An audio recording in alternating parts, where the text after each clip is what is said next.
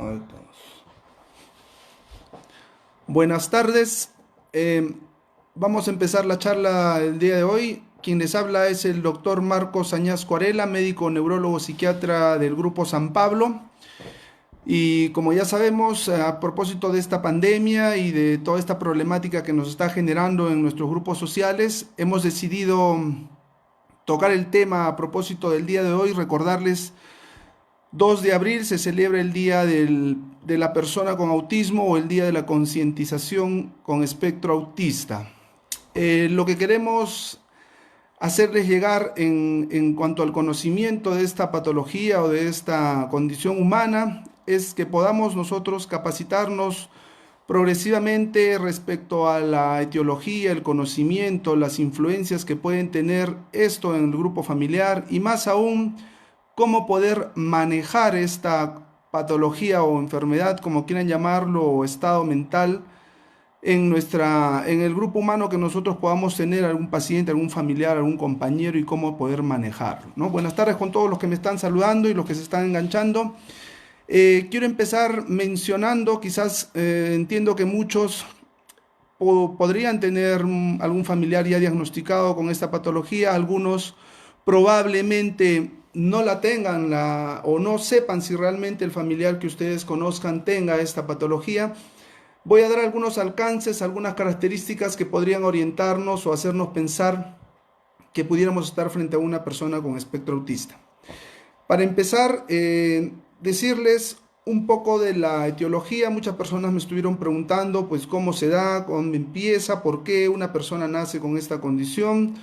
Empezar a decirles de que el espectro autista es un trastorno del neurodesarrollo. ¿Qué quiere decir? Que el cerebro humano en cierta etapa de la vida, especialmente en los 3 últimos meses del embarazo, y esto continúa durante los 6 primeros meses después del parto, sufre alguna alteración, algo que condiciona que no se desarrolle adecuadamente ciertos circuitos neuronales. Al no desarrollarse adecuadamente estos circuitos neuronales, las personas con espectro autista van a tener limitaciones, sobre todo en 3 áreas. Uno, en la comunicación. Difícilmente estas personas pueden comunicarse con otras personas a través del lenguaje hablado, a través del lenguaje gestual. Y lo otro es de que tienen mucha dificultad para la empatía, no tienen esa capacidad empática, afectuosa. Además de esto vamos a tener algunas limitaciones en el aprendizaje, ¿no? Es por eso que algunos pacientes con espectro autista tienen alguna limitación para acatar algunas órdenes, algunos conocimientos que pudiera darse. ¿Y esto por qué? Porque el área específicamente del cerebro que se encarga de muchas veces de las personas humanas tener que ver con el cariño, el afecto, con la alegría, con la empatía, con la ira, con la cólera, en este tipo de personas está alterado. Tanto así de que no tienen un medidor o no tienen algo que les pueda graduar, expresar o mucha alegría o mucha tristeza o no sentir el afecto de sus padres o de los compañeros, de las personas que les puedan querer. Lo que pasa es de que en el espectro autista muchas veces estas áreas o estos circuitos neuronales no están desarrollados adecuadamente y por tanto la persona esta no va a tener la capacidad de sentir como lo hacen muchas personas, ¿no? Entonces, ¿qué hacer en estas épocas de pandemia? ¿Qué hacer que ya se ha demostrado que yo sé que para muchos les va a sonar tocando ya este tema de los virus y de lo que son las vacunas? Se ha demostrado, se ha escrito mucho respecto a esta patología asociada al uso de vacunas, al uso de los virus. Sí, pues mucha literatura habla de que podría ser algunos virus los causantes de este espectro, ¿no? Citomegalovirus, por ejemplo, es una infección que puede darse durante el embarazo, que lo han asociado a este espectro autista. En algunas oportunidades asocian lo que es el espectro autista al consumo de sustancias tóxicas durante el embarazo por parte de la madre, ¿no? El consumo de marihuana, por ejemplo. Y en algunos casos también algunas enfermedades metabólicas que pudiera sufrir la madre, ¿no? Sea de alguna u otra manera, lo que va a generar es una alteración, es como un cortocircuito a nivel cerebral, específicamente en el área frontal del cerebro. Esta área frontal que se encarga de estas actividades como la motricidad, ¿no? Tanto así que lo han asociado a patologías como el déficit de atención. Sí, ¿no? O sea, las últimas investigaciones, los estudios que se hacen de neurobiología para estos pacientes demuestran pues que sí tienen una alteración muy parecida a los trastornos de los niños con déficit de atención e hiperactividad. Tanto así que estos niños van a tener ciertas descargas, ciertos impulsos de energía, de querer salir, de querer movilizarse. Y es en este punto de esta intranquilidad, de este descargar esta energía, que el menor empieza a pedir el poder salir, ¿no? Tanto así, por eso es que hasta hace 2 días más o menos se manifiesta el gobierno del Perú y mencionan de que tenemos la capacidad de sacar a nuestras personas con espectro autista a pasear unos 15 minutos, relativamente unos 15 minutos. Lo que pasa que en este tipo de personas el cambio de ambiente puede ayudarles mucho a disminuir esa ansiedad que pudiera estar generándose en ellos. No olvidemos que en esta condición de espectro autista hay muchos sentidos que están más desarrollados que en los demás, tanto así el sentido del olfato, el sentido de la audición, de la vista, los tienen mucho más desarrollados. Por eso que muchos de estos niños, cuando alguien usa un aparato de música con mucho volumen, le va a generar mucha ansiedad, podría desencadenar incluso una crisis. Tanto así los olores fuertes como también un ambiente muy iluminado. Muchos niños, muchas personas con espectro autista, y recordar en este punto de que el espectro autista no tiene una cura más que un manejo. Por tanto hablamos de espectro autista desde que el menor nace hasta que vaya a fallecer, ¿no? Entonces, por eso es que recomiendan, y esto es una recomendación de la Asociación de Personas con Espectro Autista, para que ellos tienen que salir, no pueden estar encerrados en un ambiente como si muchas personas quizás podrían estarlo, ¿no? A pesar de que muchos me decían, pero doctor, en el espectro autista muchas de las personas tienden a estar aislados, tienden a estar en un ambiente solos. Sí, algunos, como lo mencionan. No toda la patología del espectro autista es la misma. Entendamos de que hay grados de espectro autista, ¿no?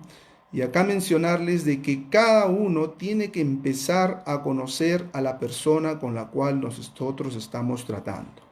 Porque hay personas que para muchos, como les mencionaba, podría serles muy beneficiosos el salir un momento al parque, el salir a caminar, como para otros no, o el ambiente al cual nosotros lo vayamos a exponer podría ser más perjudicial que beneficioso.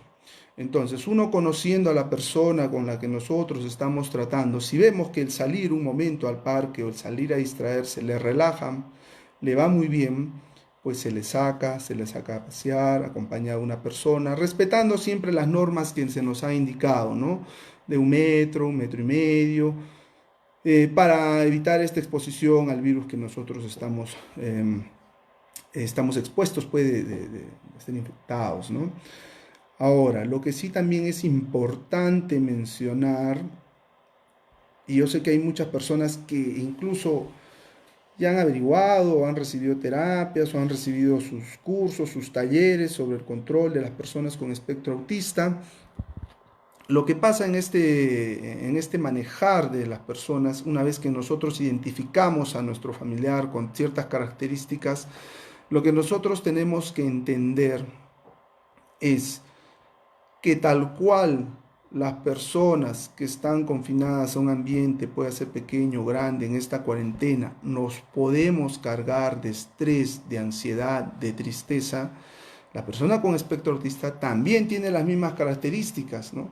Pueden sentir pena, pueden sentir tristeza, pueden hacer cuadros de irritabilidad.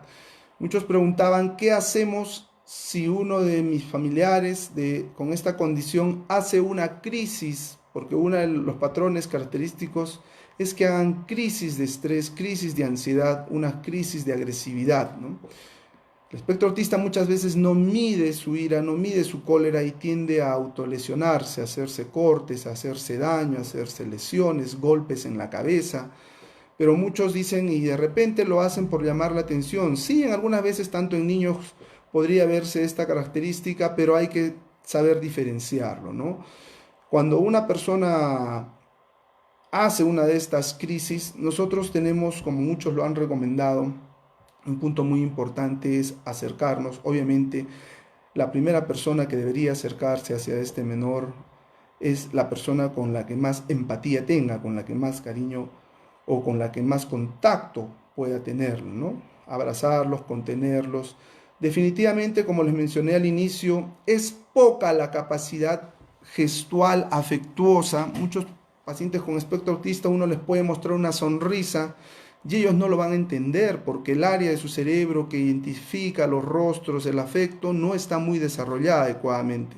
Pero sí podrían entender el abrazo, el apego, el cariño que el padre, la madre o el cuidador podría darles. Eso es como una medida.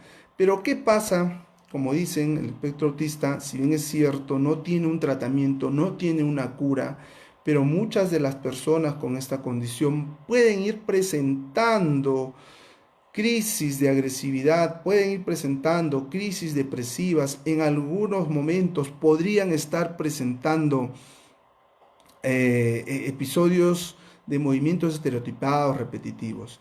Dentro de las preguntas vemos, dice, al igual con paciente con Asperger, sí, pues la clasificación de la última clasificación que rige para lo que son espectro autista o trastorno por enfermedad o autismo, antes conocido, menciona que el Asperger que nosotros antes lo consideramos como una patología dentro del autismo, ahora está dentro del espectro autista, ¿no? El Asperger en realidad nosotros vemos que son pacientes con cierta alteración en la empatía, en el desarrollo del cerebro y en la conducta, pero que han preservado algunas de las capacidades como su atención, su memoria. Y muchos pacientes Asperger tienen la capacidad de poder estudiar, desarrollarse, seguir una carrera, terminarla. ¿Qué es lo que pasaría si tenemos muchos pacientes que incluso no estando en cuarentena, en frente a situaciones difíciles o conflictivas en las cuales ellos vean la poca capacidad de resolver el conflicto o la situación que se les presenta, podrían entrar en una crisis, ¿no? No olvidemos, por eso es importante lo que les mencioné al inicio, la alteración que tiene un paciente de espectro autista, incluido lo que es el Asperger, es la capacidad de poder resolver algunos conflictos, la empatía, habilidades sociales, entonces que obviamente en la medida que vayan siendo estimuladas de alguna manera podrían ir desarrollándose, ¿no? Ahora, sí, pues, ¿no? Como lo menciona, por ejemplo, Rosé Bueno me dice, imagino que perciben el estrés de sus familiares y el temor. Sí tienen la capacidad, ¿no? De percepción. No olvidemos que ahí viene lo que es la neurobiología, la empatía. Si bien es cierto, ellos lo tienen poco desarrollados, como cualquier persona, ellos ya adaptan su sistema, su organismo. Generalmente ellos tienen una capacidad de un orden, de un ambiente, su pensamiento es un poco rígido, ¿no? De repente, por ejemplo, levantarse por las mañanas, después de levantarse, tiene un momento en el cual ellos pueden descansar, pueden jugar. Cuando van viendo que el entorno familiar se ve alterado, la rutina, el no salir del padre como normalmente lo hacía su trabajo, o el no salir de la madre como normalmente ellos van percibiendo y dicen esto algo cambió. El cambio en este tipo de personas con esta condición sí les afecta. Por eso es que uno tiene que ir adaptando. Vamos a ir adaptando la situación, explicándole, ¿no? Y hay muchas teorías en realidad para lo que es la terapia y el manejo y la educación de los pacientes con autismo. En algunas oportunidades se hablaba de que iba mejor con el reforzamiento de la recompensa, darle algo al paciente para que vaya aprendiendo. Salió la otra teoría de que no, hay que explicarle al menor la situación que se está pasando y los conflictos que se están dando y ellos empezar a resolver en base a lo que se está sucediendo y ellos que puedan ir resolviendo, ¿no? Ahora nos preguntan, ¿quién diagnostica el autismo y qué especialidad? ¿No? Brigadriel Silva nos dice. En realidad, como les mencioné también al inicio, si viene a ser un trastorno del neurodesarrollo, quiere decir que el cerebro no desarrolló adecuadamente, el campo del diagnóstico está en ambas áreas, tanto la neurología como en la psiquiatría, ¿no? Que actualmente en algunos países la desarrollan como la subespecialidad de neuropsiquiatría, en donde tenemos que hacer un diagnóstico no solo clínico, sino que también nos podemos apoyar en exámenes de imágenes como la resonancia cerebral, como el SPEC, el PET cerebral, que nos van a indicar ciertas alteraciones estructurales en el cerebro, ¿no? Entonces, pero Finalmente, el manejo, el diagnóstico es un manejo conjunto multidisciplinario entre médico, neurólogo, psiquiatras, psicólogos, educadores, terapeutas. ¿Por qué es importante esta área? Hay algunos grados, me preguntan ahí, ¿qué pasa con el espectro autista en grado leve? Sí, pues hay muchas clasificaciones que lo dicen como leve, moderado, severo. Más que lo de leve, moderado a severo, yo les haría la atención a este punto. Muchos pacientes con espectro autista, no solo en el desarrollo de su estructura cerebral afectada, se ve alterada la capacidad de comunicación, de lenguaje, de percibir, del pensamiento, sino que nos pueden venir con patologías como las convulsiones. Hay pacientes que pueden tener crisis convulsivas, epilepsia, entonces tener dos patologías, ¿no?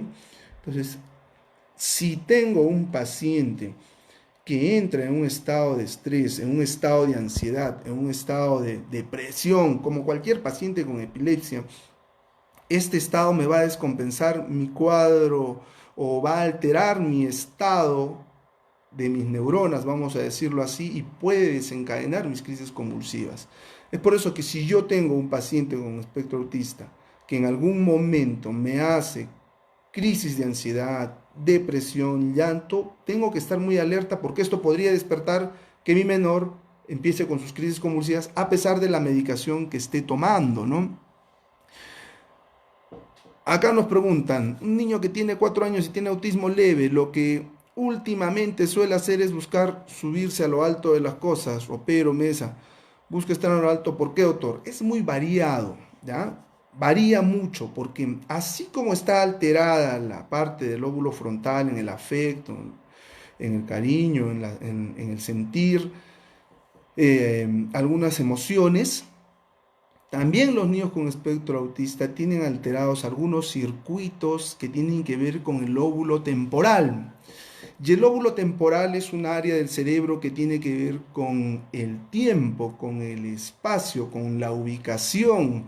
Y lo que, por ejemplo, para algunos el estar confinados o adaptarse a un ambiente oscuro, a un ambiente sin bulla, les pueda generar paz, probablemente en este menor, como dicen, estar en lo alto le da alguna alteración, alguna paz, alguna alteración perceptiva o algún confort que pueda de alguna manera mantenerle tranquilo, ¿no? Nos vuelven a preguntar, Cindia Gamarra, ¿cuáles son las causas del trastorno del espectro autista? Dos cosas importantes. Uno, es un factor genético. Es más, no solo un gen, son muchos los genes. Muchas personas lo han asociado y se ven en estudios que es más frecuente en varones, 4-1, ¿no? O sea, 4 veces más frecuente que en mujeres. Es más frecuente en raza blanca, en caucásicos. No se ha encontrado mucho en incidencia, pero sí lo hay en hispanos y en afroamericanos, ¿no? Entonces, ¿qué es lo que podemos decir del otro factor importante en la causa? Si, como se mencionó, ¿no? Los factores estresantes, los consumos de sustancias tóxicas en la madre, los factores que pudieran generar un trauma, un estrés durante el embarazo, que de alguna manera podrían alterar la función del desarrollo de la interacción neurobiológica o algo que interrumpa, como lo decía, una infección viral durante los últimos meses del embarazo podrían ser un factor asociado. En algunos casos no sabemos, pero también se ha demostrado que el consumo de marihuana podría ser una de las causas asociadas en la madre, obviamente, para que se rompa. No olvidemos que cuando el ser humano durante los últimos meses del neurodesarrollo, 8, 9, 10 meses, 8 o 9 meses que se está dando, se da una conexión entre neurona y neurona. Si algo altera esta unión, los circuitos se ven alterados, rotos. Es por eso que no tienen la capacidad de poder desarrollarse tal cual, ¿no? Otro punto importante en el espectro autista, vamos a decirlo así, es que estos muchachos tienden a ser muy inquietos por momentos, muy hiperactivos. Si nosotros tenemos una persona con espectro autista que empieza a tener, porque pueden hacer alteraciones perceptivas, psicosis, agresividad, pueden coger objetos, dañar a las personas con las que nosotros, podríamos decirlo, son más cercanos a él, entonces Si ya estamos identificando que esta persona pudiera tornarse agresiva, violenta, y vemos que esto se está haciendo repetitivo, es ahí donde entramos en la especialidad de psiquiatría, de neurología, para manejar cada una de estos síntomas, ¿no? Si veo que el paciente está muy agresivo, podemos utilizar medicamentos que nos bajen la agresividad. No va a ser permanente, va a ser por un tiempo, ¿no?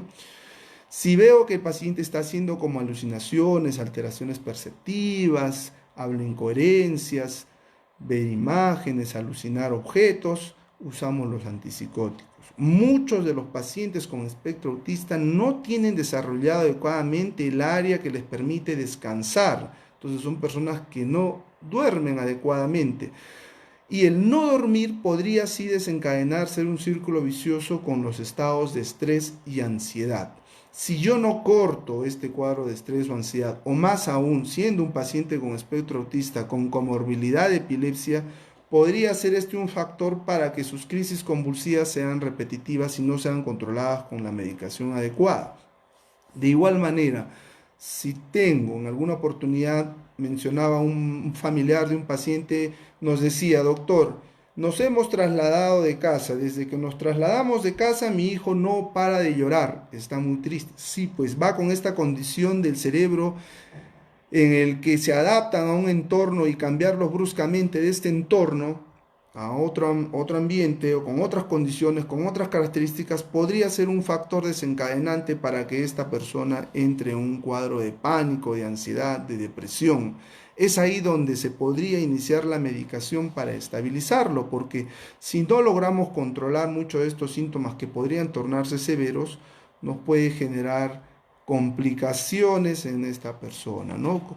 Desde el punto de vista que pueden autolesionarse, pueden lesionar a otras personas, pueden golpearse, pueden caer en un estado de depresión, de estrés, y controlarles va a ser más difícil posteriormente. Entonces, ¿qué haríamos en esta época que estamos pasando? Que estoy seguro que muchos de nosotros, muchos de los padres, muchos de los familiares, se cargan de ansiedad, de estrés, preocupaciones por las noticias y definitivamente, tal cual lo mencionó uno de nuestros participantes el día de hoy, me dicen, ¿ellos podrían percibir el estrés? Sí, cualquier persona podría percibir el estrés, ¿no? Más que nada los cambios, ¿no? Los cambios en el humor del padre, los cambios en el humor de la madre, las relaciones interpersonales inadecuadas podrían afectar de alguna manera directa o indirecta en la estabilidad emocional de estas personas, ¿no? Lo mencionamos, es un consenso a nivel nacional. En el Perú, desde enero del 2019, se sacó la norma técnica para incluir el día 2 de abril como el Día Internacional, al igual que todo el mundo, participar de esta capacitación por el Día del Espectro Autista o el Día de la Persona con Autismo. En esta norma técnica lo que nos menciona claramente es que cualquier persona con espectro autista debe tener un apoyo del Estado, debe tener incluso muchas personas, ya hablando un poco de las personas adultas, porque entendamos que tal cual en esta patología hay espectros. Espectros quiere decir que también tenemos grados, como lo mencionó un participante. En el grado leve, muchas de estas personas no ven alterada su capacidad de memoria, más bien sí tienen mucha capacidad resolutiva, pueden aprender, seguir una carrera, terminar una carrera, ser muy exitosos incluso en ciertos aspectos y ser muy buenos profesionales. Lo único que muchas veces no se les desarrolla es esa capacidad de empatizar, ¿no? Particularmente en los años de estudio de medicina hemos visto muchos médicos graduados con especialidad, subespecialidades y también de otras profesiones que tienen un grado de espectro autista, lo cual no les limita a desarrollarse, ¿no? Pero sí tienen algunas limitaciones en la comunicación, en socializar, en participar en grupo, ¿no? Ahora, quizá más para las personas que estén con algunas dudas de cómo poder diagnosticar, cómo poder saber algún indicativo que me diga, ¿no? Muchas mamás nos decían y vienen a la consulta y nos dicen, ¿sabe qué, doctor? Mi hijo cuando va a una reunión, una fiesta, lo primero que hace es se sienta en una esquina y no se mueve. Los demás niños juegan, entre ellos participan, pero mi hijo no lo hace. Podría ser una característica, ¿no? Pero siempre hay que tener la evaluación de los especialistas, ya sea del área de psicología, psiquiatría, para ir identificando si cumple con los criterios realmente para un espectro autista, ¿no? Y es justamente por eso que nosotros participamos de este consenso internacional como país en el Perú, porque decíamos, ¿tenemos poco diagnóstico o es que la tasa es baja? En realidad era que no lo pensábamos, no pensábamos en esta patología y muchas veces lo dejábamos pasar, sobre todo aquellos casos leves, ¿no? Y creíamos que era una condición, era parte de su personalidad, de su conducta, cuando realmente sí estábamos frente a un paciente con espectro autista. Em, bueno, acá hay una pregunta que quizás no va mucho con el tema, pero dice, yo sufro de ansiedad generalizada, pero dejo de tomar mis medicamentos, ahora me siento peor con todo esto que está pasando, solo lloro con desesperación y tengo una tos que creo que están enfermando, supongo con la enfermedad.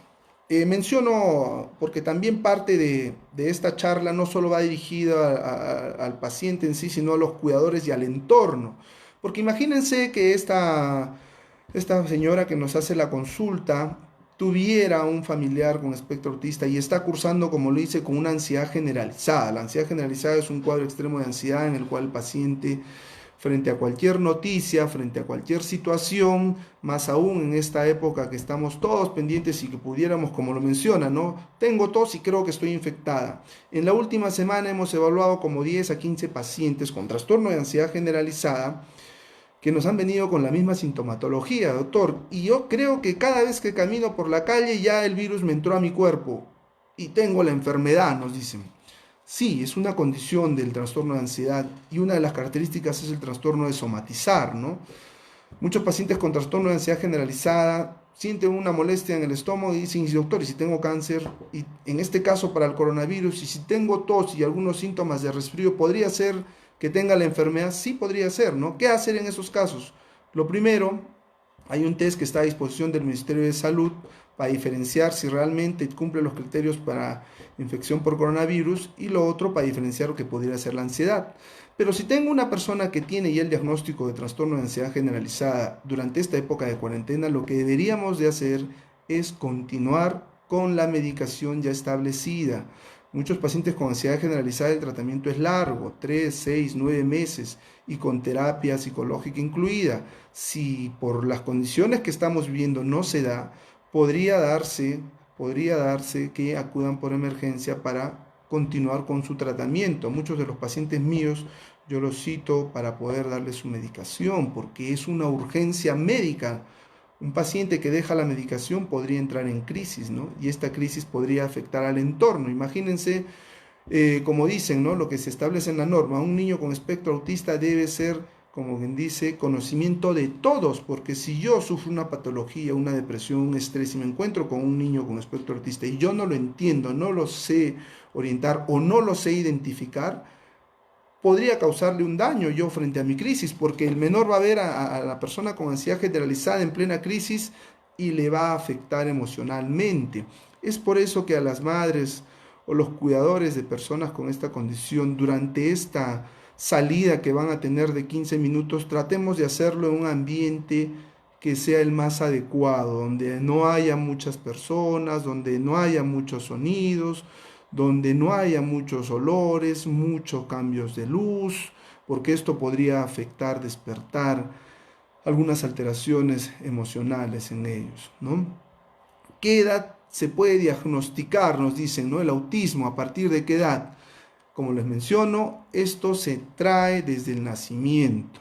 Hay algunos que pueden ir presentando algunas características y muchos grados son leves que pasan desapercibidos. Dice alguna teoría que cuando la persona con espectro autista nace, el cerebro comparativamente con otras personas mediante estudios de imagen es mucho más desarrollado, con una cantidad de neuronas o un grosor de la corteza mayor que comparativamente que otras personas, ¿no? Entonces pasan los meses, los primeros 3 y 4 meses y se ha visto una disminución en el grosor, y es justamente en esos 2, 3 meses que pasan en donde se van alterando los circuitos, como que van disminuyendo la cantidad de neuronas a nivel de la corteza y su capacidad resolutiva, su capacidad de empatía, su capacidad de lenguaje se va alterando, tanto así que en algunos pacientes el área del lenguaje que nosotros en neurología lo conocemos como el área de Broca está poco desarrollada, entonces tienen una poca capacidad de un lenguaje hablado, pero tal cual muchas personas, si bien es cierto, no desarrollan esta capacidad de lenguaje hablado, de lenguaje escrito, empático, pueden desarrollar muchas otras áreas de su cerebro, como por ejemplo, vamos a decirlo así, muchos pacientes con espectro autista son muy hábiles en las matemáticas, en el cálculo, son muy hábiles en armar estrategias de equipo, ¿no? Se dijo en algún momento que el jugador de fútbol Messi tenía esa característica, con un grado de espectro autista, y sí, pues, ¿no? Em, Nosotros lo vemos en algunas oportunidades, él no tenía esa capacidad de empatizar, siempre se le reclamó por qué él no es el líder tal cual lo fue Maradona, por ejemplo, en sus tiempos, ¿no? ¿Por qué no es tan líder, tan empático con los demás? Porque los grados de espectro autista podrían ser de esa manera, ¿no? Tanto así que pueden desarrollarse muy bien en cierta área, por ejemplo, de jugar fútbol, pero solo para el fútbol, digamos, ¿no? Probablemente no cumpla con todos los criterios, pero traigo ejemplo porque sé que muchos conocen a él en su capacidad de cómo socializa durante la cancha, ¿no? Se concentra, hace sus jugadas, pero no tiene desarrolladas ciertas habilidades sociales, ¿no? No sé si él habrá recibido alguna terapia, algún desarrollo, su diagnóstico sea muy leve, pero sí tenemos, les menciono, les vuelvo a repetir, muchos profesionales, colegas míos, muy buenos en la materia, que logran terminar, logran desarrollarse, obviamente en los grados leves. Hay un grado del espectro autista que nos genera retraso mental, ¿no? En esos casos va a ser un poco difícil que esta persona se desarrolle. Por acá veo una pregunta de Gladys, por ejemplo, nos dice: doctor, buenas noches, yo sufro de depresión crónica y tengo mucha ansiedad. Estoy tomando sertralina, una diaria, pero algunas noches no puedo conciliar el sueño. La sertralina en sí, en la experiencia que nosotros tenemos, es un buen antidepresivo, un buen ansiolítico, pero algunos pacientes con ansiedad, en vez de calmarles la ansiedad, les agrava un poquito, ¿no? Entonces les despierta. Es cuestión, pero si a la persona esta le cae muy bien, continuarla, pero para conciliar el sueño no nos ayudaría mucho, ¿no? Para conciliar el sueño lo que nosotros usamos son inductores del sueño, las benzodiazepinas, algunos neurolépticos. Es cuestión de que sea el caso analizado y poder dormir. Lo que sí podríamos decirles que si esta persona no va a dormir adecuadamente, sí podríamos empeorar su estado de salud mental, ¿no? Tal cual lo menciona Miriam, ¿no? Esta poca capacidad de dormir. Importante las preguntas que nos están haciendo, porque muchos nos preguntan: doctor, en estos días tengo mucha ansiedad, en estos días no puedo dormir. Esas características que me mencionan son criterios de la ansiedad. La ansiedad se va a manifestar con apetito aumentado, apetito disminuido, comer muchos dulces, no adecuadas horas de sueño, dificultad o muy irritables, dificultad para socializar con las otras personas. Son los patrones característicos de la ansiedad, ¿no? Entonces, sí, en ese caso, si ya no es manejable, lo más recomendable es visitar al especialista, un diagnóstico, un tratamiento, y al menos durante lo que dure esta cuarentena, no sabemos realmente cuándo terminará, ¿no? Nos propusieron 15 días inicialmente y probablemente el manejo de estos días se haya dado de esa manera, ¿no? Porque imagínense una persona decirle: no vas a salir 40 días, despertaríamos mucho su estrés, ¿no? Su ansiedad. Entonces nos lo han ido dando de a pocos, ¿no? 15 días, a unos 12 días, probablemente sean unos días más.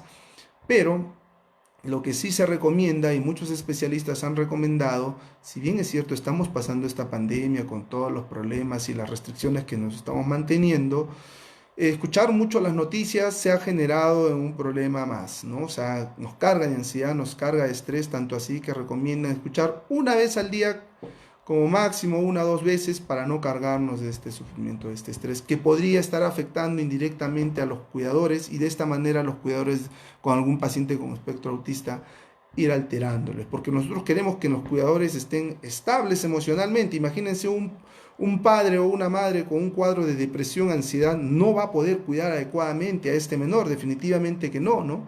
Probablemente frente a su cólera, su irritabilidad, le vaya a levantar la voz, le vaya de alguna manera a agredir. Entonces no queremos que suceda esto, ¿no? Entonces lo primero que tenemos que buscar también, que emocionalmente los cuidadores, los padres, estén estables.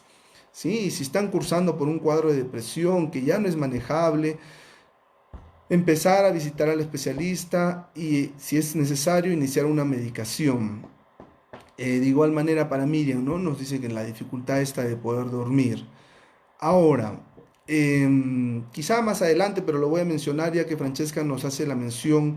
Soy un paciente o las personas con trastorno obsesivo compulsivo de contaminación. ¿Qué hacer en esta cuarentena?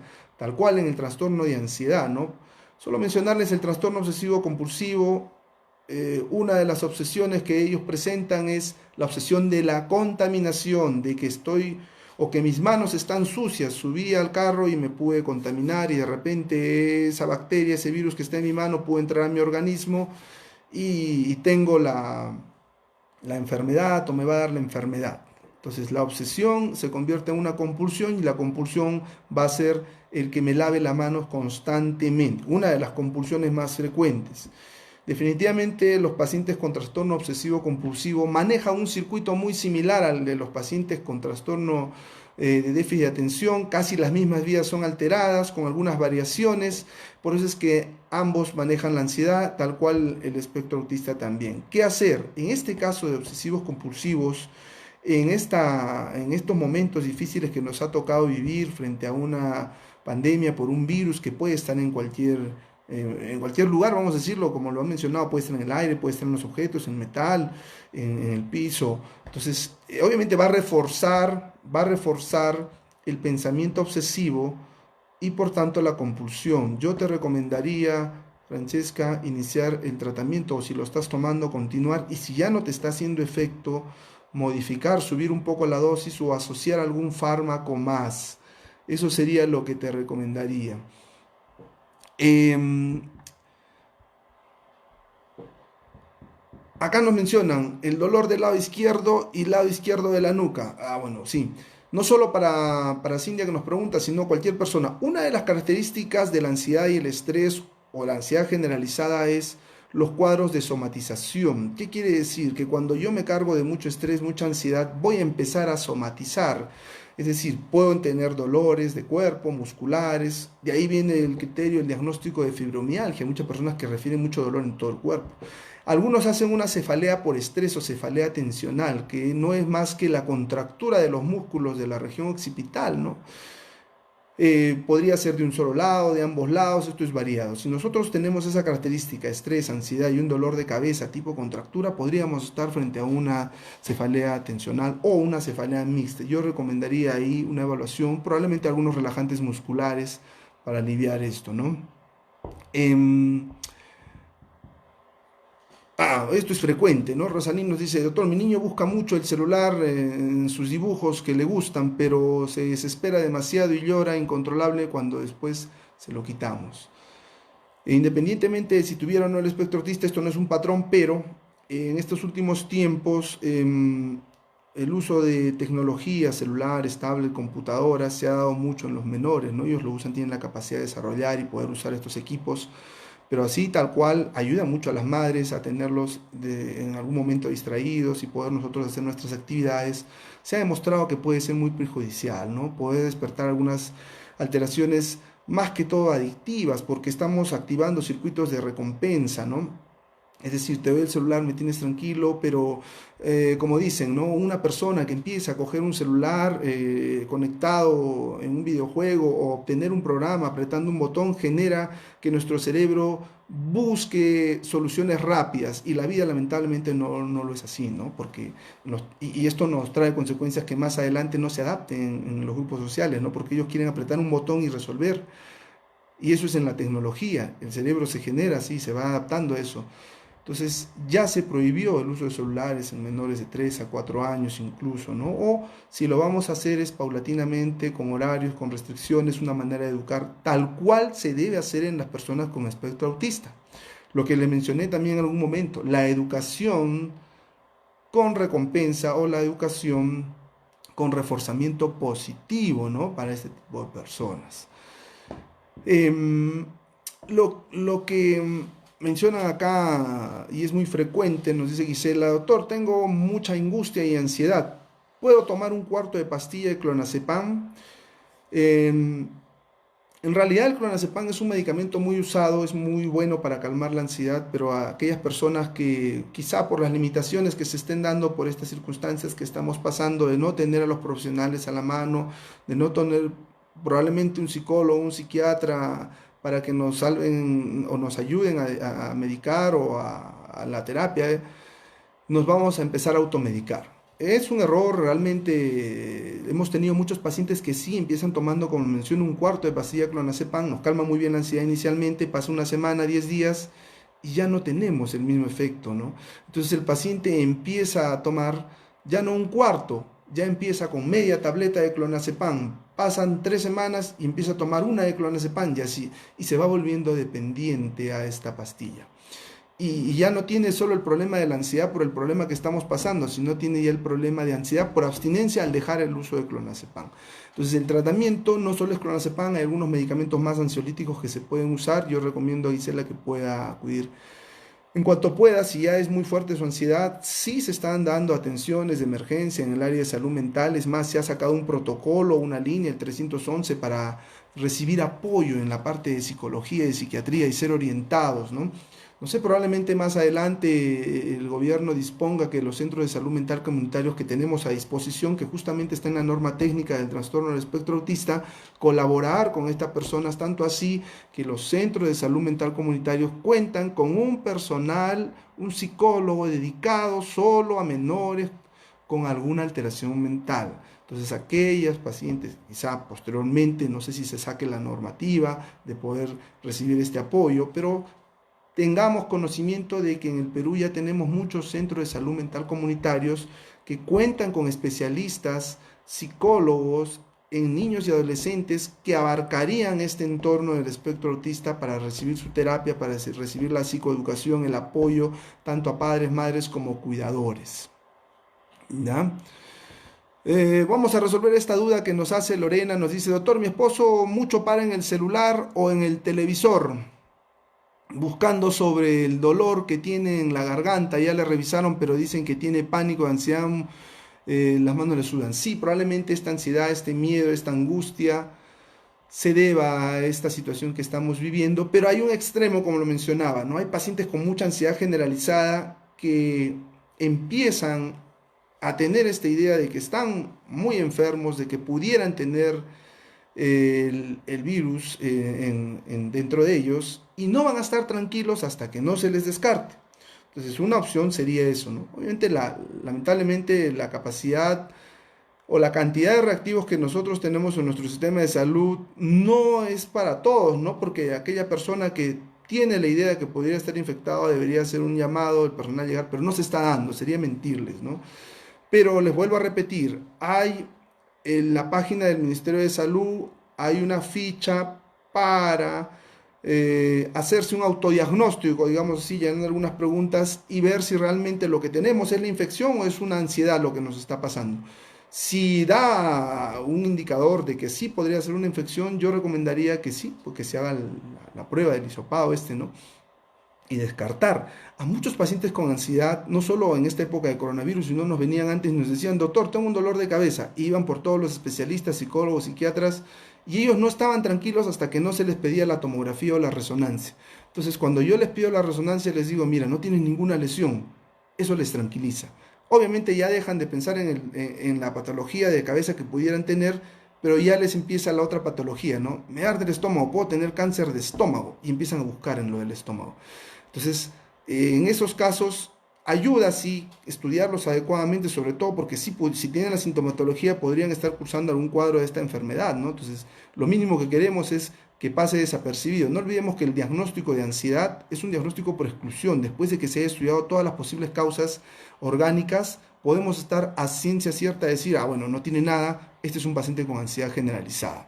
Acá nos pregunta Cristian: mi niño tiene TDAH, en estos días tiene muchas dificultades para dormir, ¿qué hacer? El trastorno del déficit de atención con hiperactividad, mucha asociación, lo hemos mencionado, con el trastorno del espectro autista, por las alteraciones, las vías, el desarrollo cerebral. La lesión está en el lóbulo frontal, en el área prefrontal específicamente.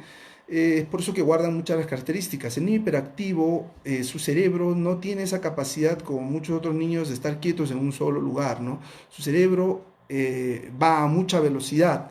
Entonces tienen que estar cambiando constantemente o también hay grados también dentro de la hiperactividad, del déficit de atención, pero en general son niños que no pueden estar muy quietos en un ambiente cerrado, ¿no?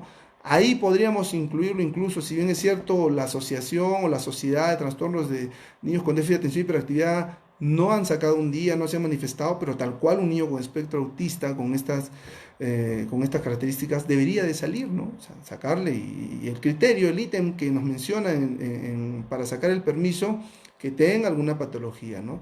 Y el trastorno de déficit de atención tal cual es una patología también que comparte muchas características con el espectro autista, ¿no? Entonces yo recomendaría eso. Ahora, si no pudiera dormir, muchos pacientes con espectro autista con trastorno de déficit de atención también sufren de ansiedad, de estrés, y el estrés condiciona la dificultad para dormir, ¿no?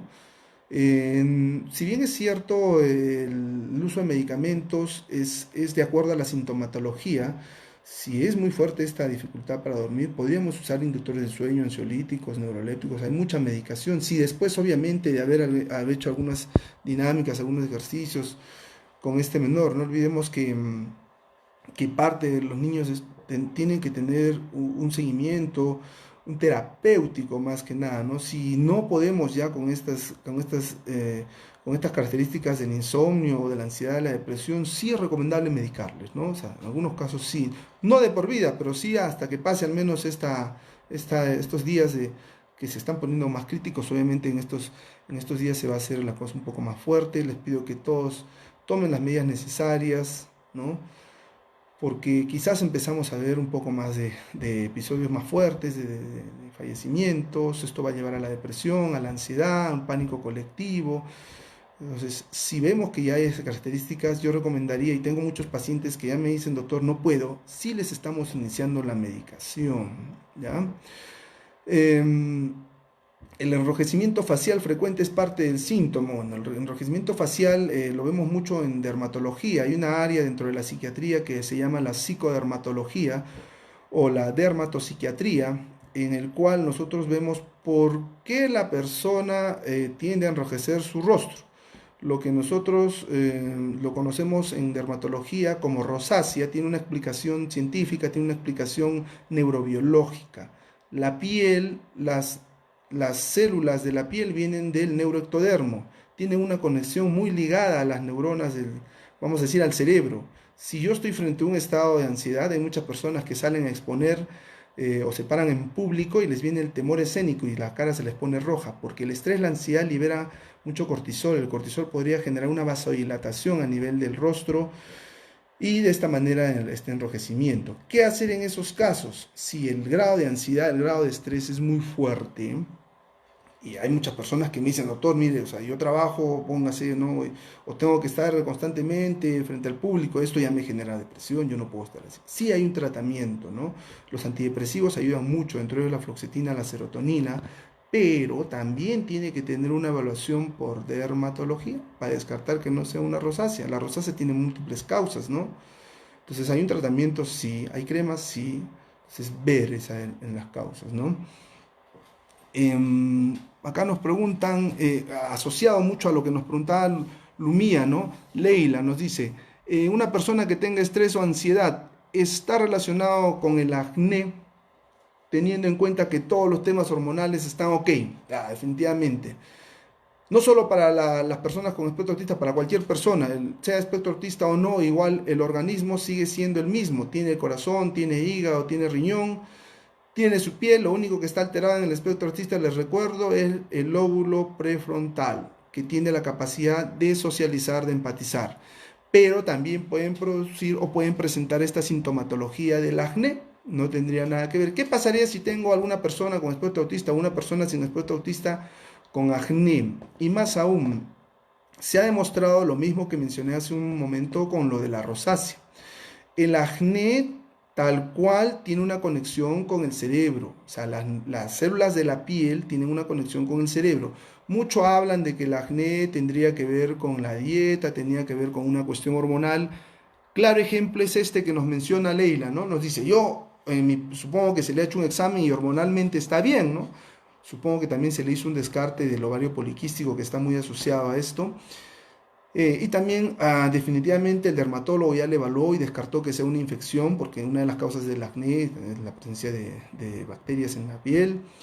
Em, la ansiedad sí podría generar alteraciones térmicas. Le vuelvo a repetir, hay una subespecialidad dentro de la psiquiatría que se llama psicodermatosis. Todas las dermatosis, dentro de ellas el acné, la rosácea, el vitíligo, el impétigo, el prurigo, psicógeno, que están asociados a estados emocionales.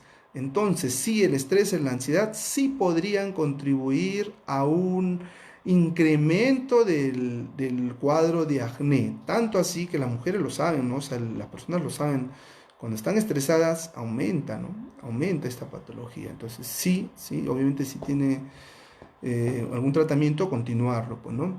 Anita nos dice, en estos días los dolores de cabeza me vienen a veces, así como varias cosas que hay que hacer, como el trabajo, mi hija, cosas de la casa, me frustra. Imagínense, esta pregunta me permite desarrollar, a propósito, no olvidemos, día 2 de abril estamos en el Día Internacional de la Persona con Autismo, de la concientización del autismo. Aquellos que eh, quiero que se enteren porque esto ya está declarado a nivel mundial y el Perú también lo ha declarado, tenemos una norma técnica.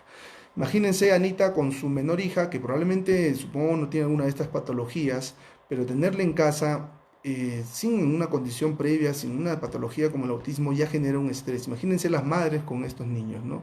Sé que muchas de ellas están capacitadas, desarrolladas, pero de igual manera están en la capacidad de experimentar cuadros de estrés y ansiedad, ¿no? Y los dolores de cabeza, lo vuelvo a mencionar, es una característica de la ansiedad, del estrés, sí.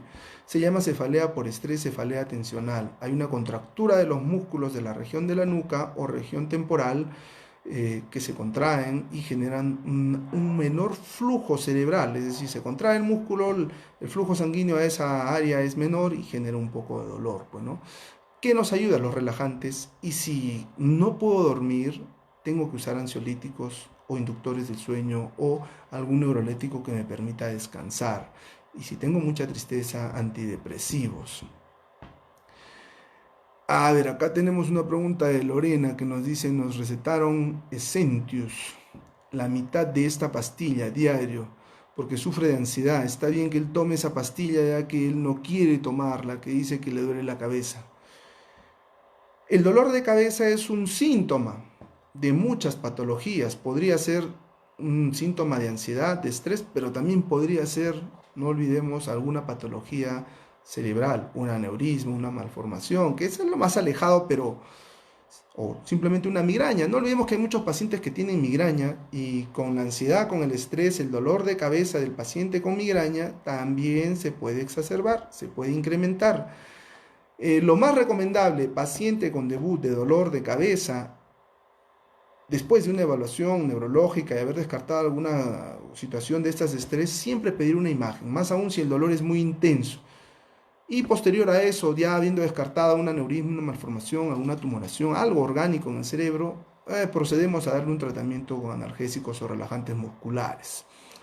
Ana Rosa dice, a mi mamá le tiembla la mano desde hace aproximadamente 2 meses, tiene 66 años. El temblor de manos tiene muchas, es un síntoma de muchas patologías, vamos a decirlo así.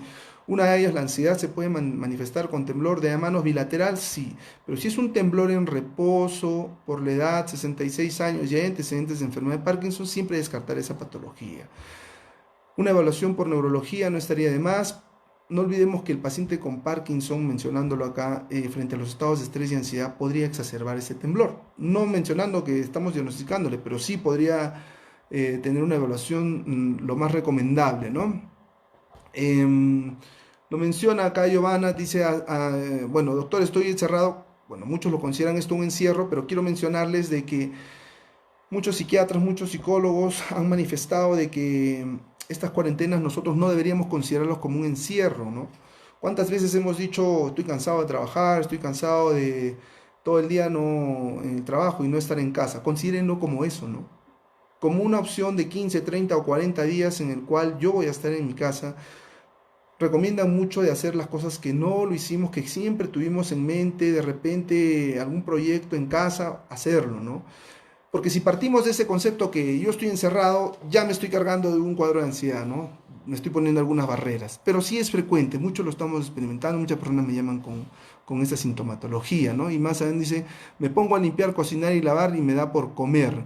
Mucho trato de distraerme hasta haciéndome, bueno, muchas cosas no puedo hacer. ¿Por qué la persona con estrés, con depresión, con ansiedad tiende a comer mucho dulce, muchas harinas o come constantemente? Es una manifestación de la ansiedad y tiene una explicación, vamos a decir, biológica. Los dulces, los chocolates, las harinas, al ingerirlos nosotros elevan mucho nuestros niveles de serotonina. La serotonina es la sustancia que nos va a permitir estar un poco más alegres, nos estabiliza. Tanto así que viene esa frase, los gorritos siempre paran alegres. Sí, tienen más niveles de serotonina, podría estar asociado, ¿no? Ah, y nos dicen, la acupuntura y la fitoterapia es recomendable para estas etapas iniciales. Técnicas de PNL y terapias de hipnosis no son invasivas. Chinas ha logrado estabilizar em, completamente ambas medicinas. ¿Usted qué opina? Supongo que nos hace referencia, bueno, vamos a enfocar a los dos puntos, ¿no? La acupuntura tiene una explicación, sí, si bien es cierto, hay algunos bloqueos, es como un cable, ¿no? Yo agarro un cable, una vía que me está generando estrés, hago la acupuntura, bloqueo cierta área, bloqueo ciertos circuitos, me puede generar un estado, sí, de relajación, de mejoría, sí, o sea, hay mucha gente que reporta que sí, por eso se llama la terapia complementaria, terapia alternativa. Mucha gente se cura definitivamente con eso. No olvidemos que también tiene un efecto, vamos a decirlo, placebo, de reforzar que estoy bien y sí, nos ayuda emocionalmente. Sí, la fitoterapia de igual manera, muchos pacientes que manejan el estrés, la ansiedad con esto, las técnicas de PNL, dependiendo de quién y cuánta práctica lo tenga el que lo dé, va a ser muy útil. La hipnosis también depende mucho de quien lo practique. Hay personas que han recibido hipnosis con muy buenos resultados, pero también hay personas que han recibido hipnosis y han despertado algunos temores que ya los habían olvidado. Entonces, en algunos casos resulta contraproducente. Quien lo maneja, quien lo sabe dar y lo va a dar muy bien, va a ser beneficioso, ¿no? Am, Acá nos preguntan, un niño de 4 años con espectro autista, ¿qué hacer en esta cuarentena? Estaba en terapia y bajo esta coyuntura alguna aplicación o pautas que pueda hacer el colegio. Esto es importante, ¿no? Esta pregunta nos va a permitir hablarlo del colegio. Plantea hacer clases virtuales, él no presta atención, es inquieto, que no creo. Acá vamos a tocar ya esto de la escuela, ¿no? Si bien es cierto, muchos niños, muchas escuelas, muchos colegios están adaptándose a las clases virtuales, el niño obviamente sí.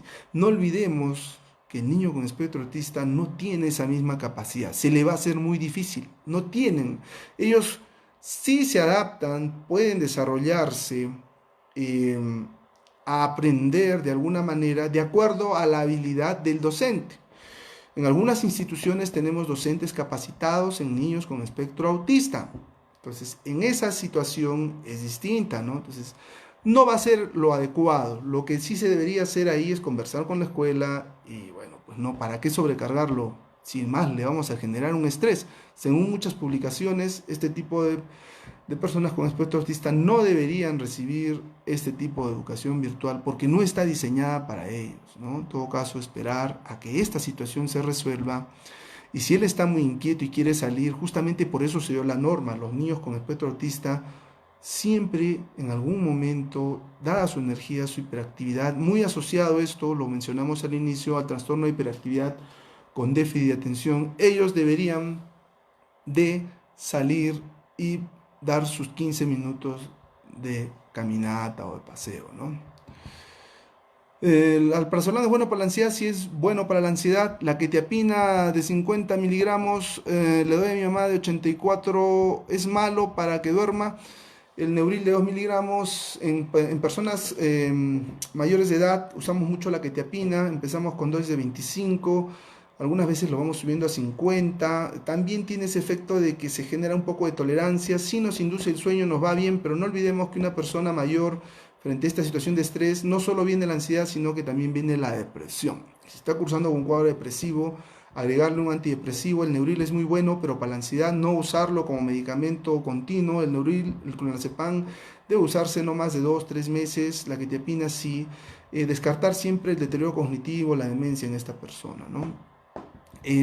Acá me dice Claudia, recién me conecto, el aislamiento afecta mi ansiedad y mi depresión, ya que últimamente tengo inestabilidad emocional. Hay algunas formas de manejo en esta cuarentena. Depende del grado de ansiedad, lo hemos venido repitiendo, y del grado de depresión. Si esta es una persona ya con un diagnóstico de ansiedad y depresión con medicación, debería continuar. Si está en un debut, en un inicio de esta ansiedad y depresión y es de grado leve, manejar con técnicas de relajamiento.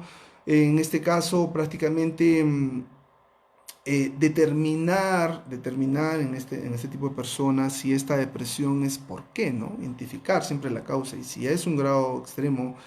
En algunos sitios no tenemos acá las terapias virtuales. Espero que se amplíen más la psicoterapia virtual, ¿no? Es decir, conectarte con un terapeuta e ir planteándole mi problemática y él que me vaya resolviendo. Eso sería lo ideal, ¿no? Pero si por estos 15 días no se puede manejar la depresión y la ansiedad, uso de medicación no está contraindicado, podría ser una opción, ¿no? Bueno, entonces, amigos, hemos tratado de resolver algunas dudas que se nos han planteado. El tema, si bien es cierto, es el espectro autista, pero lo que nos da a entender muchas de las preguntas que se nos han planteado el día de hoy es que la gente está muy preocupada, la gente se está cargando de mucho estrés, de mucha ansiedad. Es entendible, como lo dicen muchas personas. El ser humano, las personas, nosotros nunca hemos estado preparados para este aislamiento, nunca se nos capacitó.